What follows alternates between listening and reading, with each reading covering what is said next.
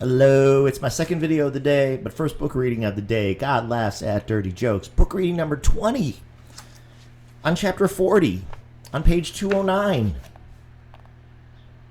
out of 262. All right, here we go. Chapter 40 is called, Hey, Guess What? Love is the Answer After All. Brace for abundant sincerity. Love is the only thing that can save a human being. It's that simple, though love has many forms. My family's the greatest source of comfort, with music right behind. Ideally, your family is your gang and refuge, the ones who prop you up on your journey through the great dirty world. Thanks, Larry Gowan. That was a song by him, Great Dirty World. Canadian artist, if you don't know him. I wish everyone's family was as supportive as mine. Speaking of sanctuaries, my bro Steve is working on his metaphorical cave, where we plan to eventually retreat from the insanity of humanity if necessary.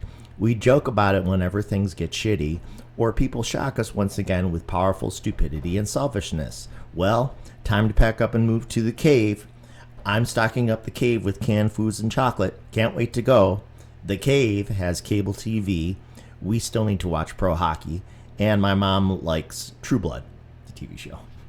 She says Eric on True Blood is her boyfriend, as is comic book movie hero Thor. Thor? Oh, and who's the new one? Who's her new boyfriend? There's a third one who I can't think of. Might be the hockey player Marty Barone, who was on the Buffalo Sabres. I'll ask her later. Many people who didn't get love from their family struggle to overcome it. Some eventually experience it in a romantic relationship, or they're passionate about something like painting, sports, hot rods, chess, knitting, or whatever. Fortunately, we live in a more interconnected world of diverse interests, and people with shared activities can more easily find each other, if only in cyberspace, and especially right now in cyberspace, but not forever. Anything that brings you pleasure that you can give yourself to wholly is an expression of love. Perhaps like my mom, your dream is to be a caregiver who nurtures a family of conscientious humans, or you give stray animals a home. Mom has rescued a few dogs and sometimes volunteers at the SPCA, feeding birds with an eyedropper of moistened food. And this part's in parentheses.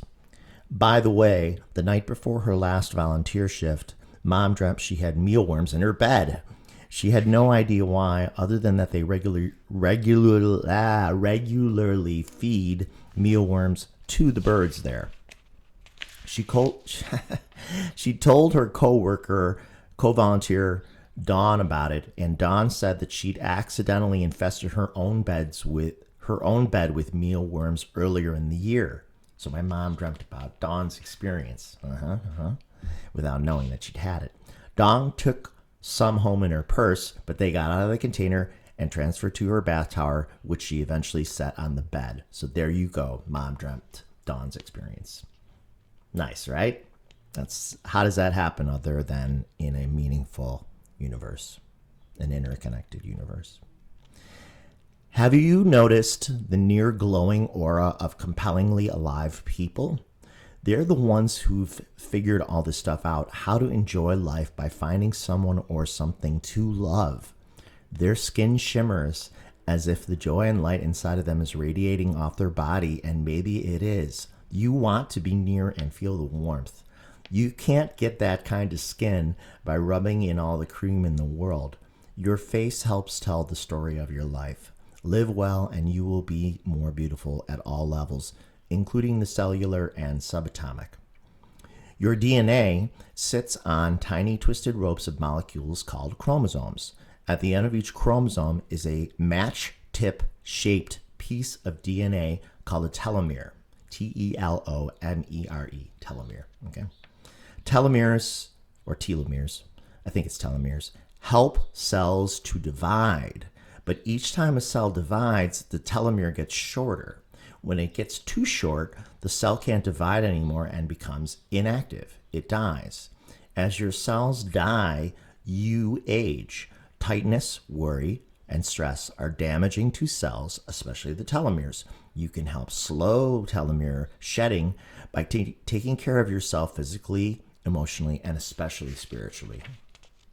Happiness is literally good for every cell in your body. The vibrations from laughter and pleasure permeate you, aiding longevity. When you're stressed and unhappy, your DNA coils in tightly upon itself. Every cell shrivels up like testicles in a cold swimming pool. When you're happy and open, your DNA stretches out, unfurling like a happy cat lying in a sunbeam. Sure, living vibrantly isn't always possible. There are endless tragedies in the news. What's a tiny person supposed to do with it all? The Buddhists probably have it right that practicing loving compassion towards others is the best answer. Less judgment, more understanding, or at least suspension of judgment for as long as is possible. And I really try to do this now. If my first reaction to a situation is anger, I don't always succeed. I try to talk it down first. Don't respond in kind. Try to stop that energy in its tracks, not feed it. If you feel overwhelmed by the world, the goal is to change your mindset so that what's going on outside of you has little effect on the core. You are safe and calm in the hurricane eye, nearly unaffected while chaos swirls around. This helps you to make good decisions at critical, stressful moments. If you can be brave in the face of darkness, you will learn what love is really about and what you're made of. Pardon me. It's spring season, nose runny time, otherwise known as allergies. I love Martin Luther King Jr.'s quote, "The moral arc of the universe is long, but it bends towards justice." We will likely witness many injustices in life, but in the long run, doing the right thing ennobles us. It's to love, honesty, clarity, and truth. You don't necessarily know how your daily contributions help others, but the universe keeps track. Your selflessness gets added to the bank account of your soul. The energy of each generous act is released from your core, traveling outward, reverberating in the universe. Doesn't it seem like when you're open that the world responds more openly in return? I'm beginning to believe that the universe may be constructed at the quantum level for us to create reality as a mirror of ourselves. Yes, high intelligence, a genetic quirk, leads to problems because the mind entertains unlimited, contradictory possibilities, and the universe and God are a paradox. Absurdity is truth and reality, and therefore some madness is normal, not the other way around. But life in a quantum state paradox means the rules are not fixed. They're bendable. Reality can be influenced by the energy of our thoughts, intentions, and actions. In quantum mechanics, the observer forces an electron into position. The electron is everywhere and nowhere at once until an intelligence helps it land. Everything is neutral energy and possibilities until the possibility drops into position. We can aim our intent towards the results, that we want, and when we're generous, it gets returned to us somewhere. I believe that with all my heart and soul. Martin Luther King wasn't a saint, and I'm sure not. His extramarital affairs were well documented and publicized by the FBI under Hoover, which sent him anonymous letters suggesting he kill himself. Nice, huh? His flaws are part of the point. Think of how much courage he must have had as a contradictory person like you and I to maintain his crucial message for racial equality. History has made him mythical, but he was just a man with hopes, dreams, and problems. A courageous man with hopes, dreams, and problems. Jesus and Muhammad, too, may simply have been messengers, posthumously anointed to prophets. The same thing, really. It's just a fancier title implying divinity and then sort of made superhuman by human belief. Which means that any of us can do as they did. Though if Jesus, Muhammad, or others truly perform miracles, that's a new conversation. We won't likely learn the truth of this while human. However, as existence is paradoxical, we're already in the realm of the impossible and supernatural. Reality might be malleable to any being operating exclusively from the high vibration of love. Aha. So this kind of connects to the other video I made this afternoon. Oh, I'm so clever. Okay. It took longer than MLK's lifetime, but the dream of a more integrated, harmonious society has been largely successful, and the rights of homosexuals are finally being addressed too. The seeds bear fruit 50 years on. What would the country be like if he hadn't been courageous and loving? Think of the impact he made as just one man or woman. If we too are brave, we can help heal the broken world one person at a time, beginning with ourselves. Light is always more powerful than darkness, no matter how it sometimes seems. Okay, so that's the end of chapter 40. We have time for chapter 41, which is called Relationship Karma. Childhood and adolescence is the early encoding of a human being. Your programming is hard to overcome it if it has been negative for a prolonged period of time and you have no early working examples of affection and love. If you don't have at least one ally in your family who loves you unconditionally, it affects your concept of life. People overcome their upbringing, but it adds another barrier. The women I've dated who lacked real family support were more conflicted, unstable, and unpredictable, the most inclined to run. Affection and love may be rare because it takes courage to express these feelings, and some people treat basic survival as their first and only priority to the subjugation of their emotions when, of course, they're never separate. It's not okay for parents to neglect children by emotional omission, but this must happen a lot because I've met many who feel unloved. Even when they don't say it, their actions give them away. I wondered for years why daring, damaged women can be so attractive. Part of the answer is that we attract what we are. Romance isn't always logical. I'm drawn to people who do their own thing. So women with an intentional disregard for caution and conventional boundaries have been hard to resist. Some of the least inhibited women also have the worst self-esteem. There's a likely link between promiscuity and depression, and it's a not well-kept secret among men that crazy women can be great in bed. Forgive me. It goes both ways, though. There are many to seriously dangerous bad boys, too. Women know their trouble, but still toss themselves with abandon, then get mad when it goes to hell and commit emotional energy to the drama. And then this is in parentheses. Remember how popular, hypnotic, and truthful that song by the Eurythmics was. Some of them want to use you. Some of them want to get used by you. Some of them want to abuse you. Some of them want to be abused. So that's in parentheses. From Sweet Dreams by the Eurythmics. Some wild women sleep with bad boys, then later marry a kind provider and have a family, tucking the memory of their hot romps in a secure brain corner their husbands will never find. Some people outgrow a hedonistic phase and find true love.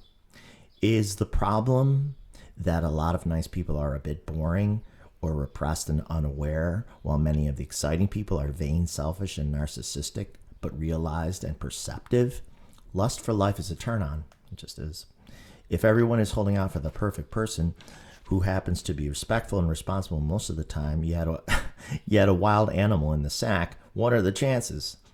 Perhaps semi-dangerous people appear to be, or actually are, liberated, detached, and cool, in touch with or unwilling to deny their primal side. I mean, we are animals too. One day a switch flips. They indulge the animal, which is part of the truth of being human. Some are so deluded and self-absorbed that they disregard danger because they can't conceive of failure, and it inadvertently helps them to succeed, or for a time. They consider it their right to take without reciprocating. Sorry, just listening to the outside. I thought I heard my squirrel friend Ellie roaming around out there. These people seem confident and powerful, which makes them attractive, but they're perpetually riding a knife's edge. They don't want their mask to fall. They provide exciting company in short bursts, but are difficult or impossible in a long-term relationship. There are strange secrets at the heart of existence which might include an unconscious death wish we don't really understand. Some people gleefully transgress against convention, risking the wrath of polite society.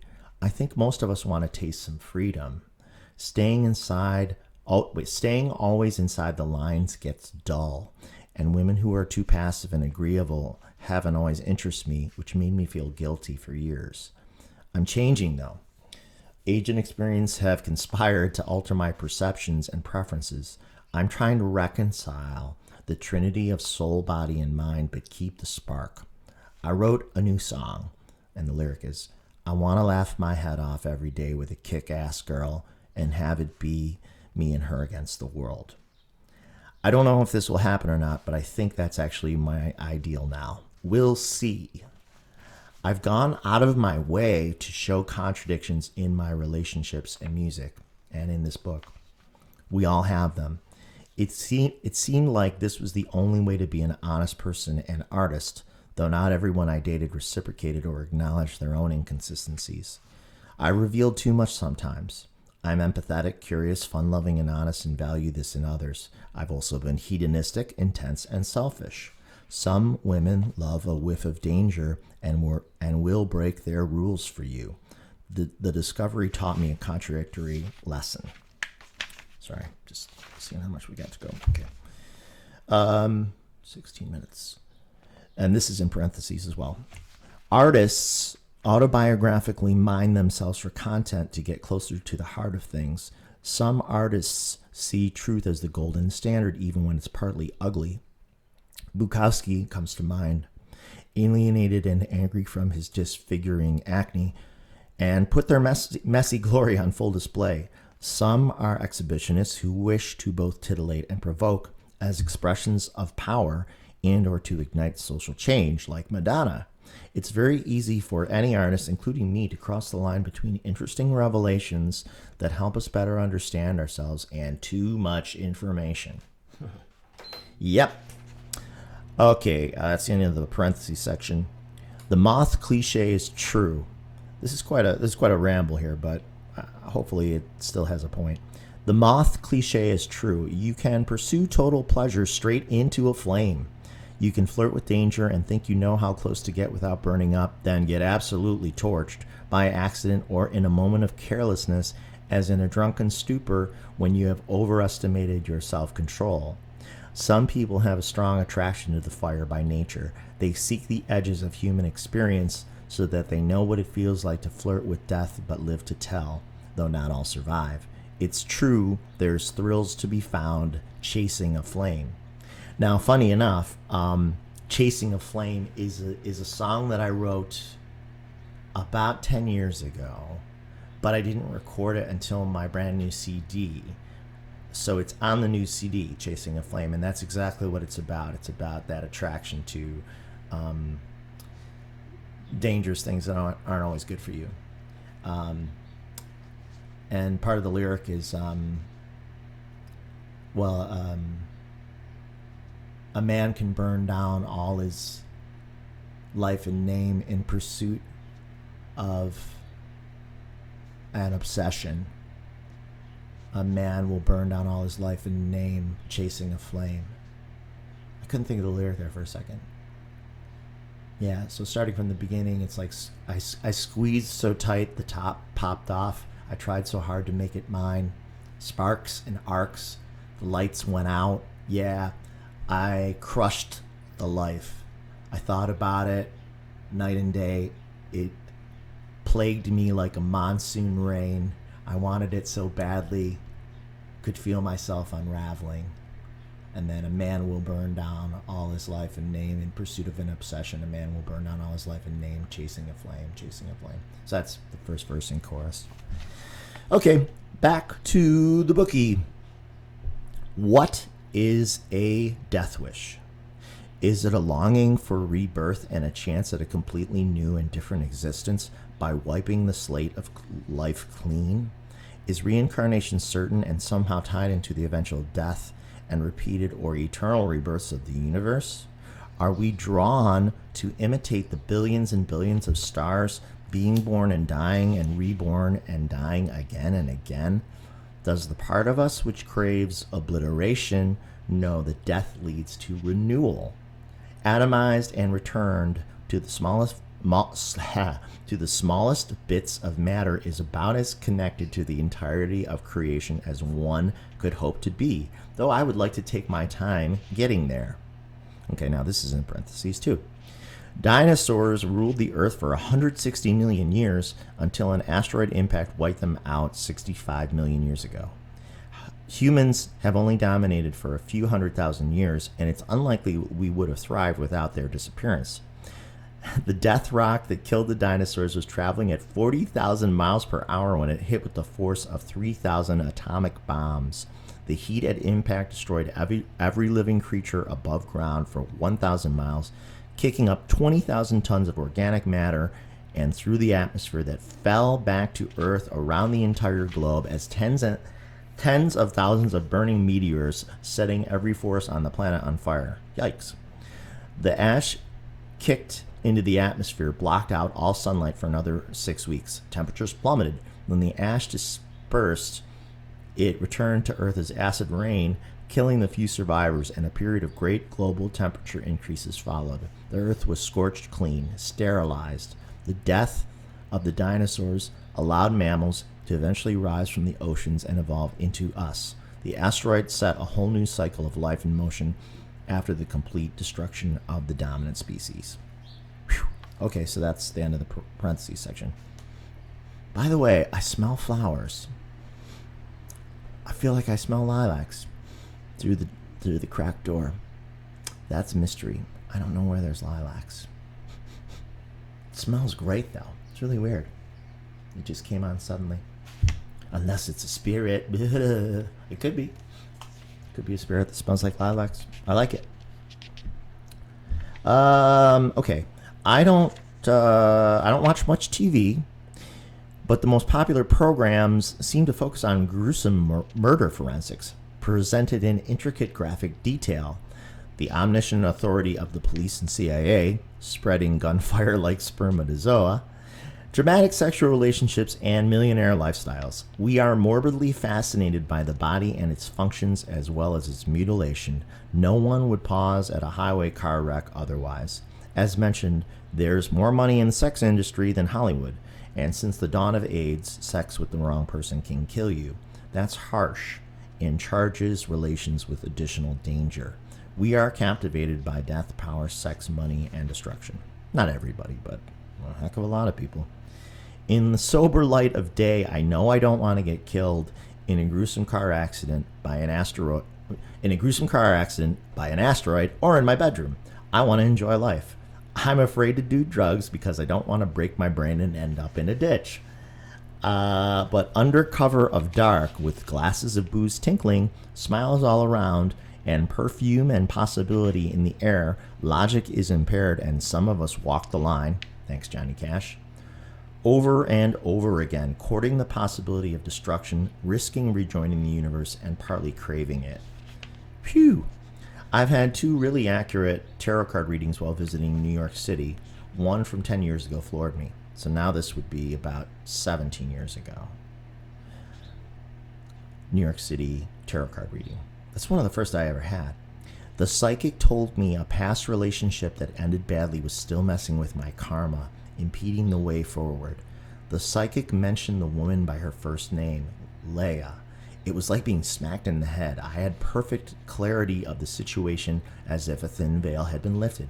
I had to patch it as best I could. I wasn't fully to blame, but it didn't matter because I was partly to blame.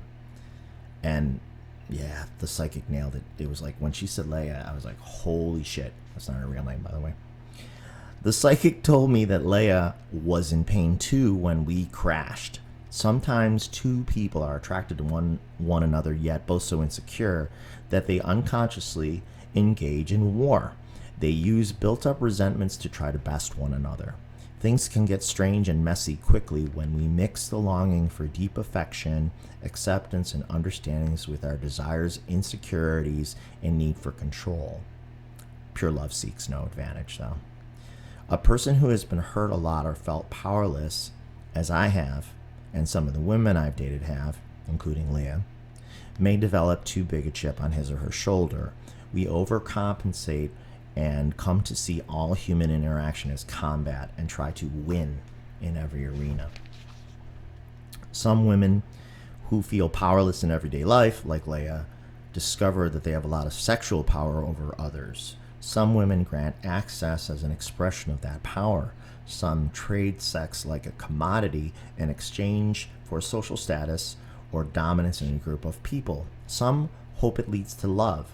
Power dynamics can be prevalent and unconscious. There are also free-spirited people who just like to do it without strings, but I've come to believe that there's no such thing as sex without an emotional component, even if it's a strange numbness. Yep, there is no friends with benefits. There is no free ride. I thought Leah was too pretty for me. Tons of guys were chasing her.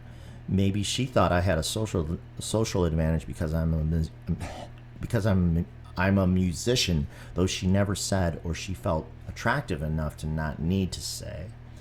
In trying to prove something to ourselves and each other about strength, we both lost, proving our weakness instead. Yep, insecurities. I was vulnerable and angry. I found the world unsatisfactory in its incuriosity and negligent cruelty, and tried hard, I'm still trying, to believe in light, to believe in love, light, and goodness in people. I found too much suffering for many years, or it found me by attraction, and sadness weighed often, creeping into my bones. I internalized the perceived unhappiness of others, whole countries of less fortunate people suffering grave injustices as if it also belonged to me. I made art to explore my feelings about it, mixing darkness and light, seeking truth. I wanted to change the world and myself, but often felt like I was swimming in mud. I still want to find an unlikely way to make the world better, though I don't know how. Idealism persists. Now, ironically, having written this 7 years ago, I'm beginning to see how I can help, how we can all help make the world better. So I guess I've grown still more. Shortly after the New York tarot card reading, I followed the psychic's advice. I sent Leah a message wishing her well. I said I was sorry if I'd hurt her, that it was never my intention to cause the resentment she felt, and I'd gladly talk about it at any time. She didn't respond initially, but I'd done what I could to own my role and make amends, and from there I'd need to let it go and hope for the best. The weight lifted and my life opened up. If she'd already moved on and didn't want to be in touch with me, that was her right. I accepted it. Finally, a year later, I heard from her. She didn't mention the note, but expressed interest in meeting up. We didn't meet though, which, was the right call. So I won't get further into that. It wasn't antagonistic, but we did not have a separate meeting. I saw her out one time in mixed company, but we did not have a separate private meeting after that.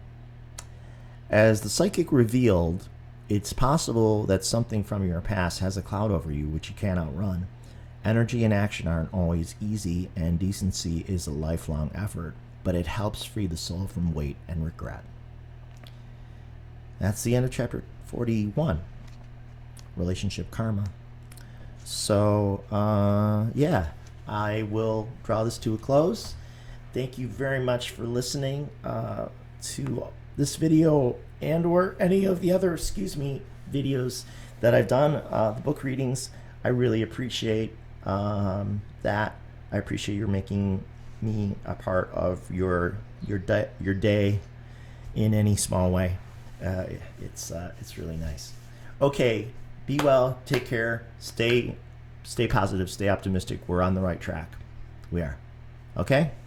All right. Bless you. Be well. I already said that. Okay, bye.